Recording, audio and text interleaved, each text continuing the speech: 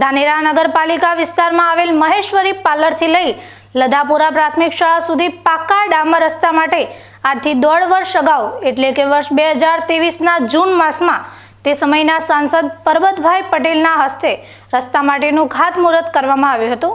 જો કે આજે 1.5 વર્ષ જેટલો સમય થવા આવ્યો છે અને હવે લાગી રહ્યું છે કે આ માર્ગ બનશે, કારણ 1.5 માસ સુધી પાક્કા માર્ગ માટેની કામગીરી હાથ ધરાઈ ન હતી। આ મામલે બાંધકામ વિભાગના ઇજનેરનો સંપર્ક કરતા તેઓએ જણાવ્યું હતું કે શરૂઆત માર્ગ માટે ભરેલ ટેન્ડર ભર્યા બાદ એજન્સીએ કામ શરૂ કર્યું ન હતું।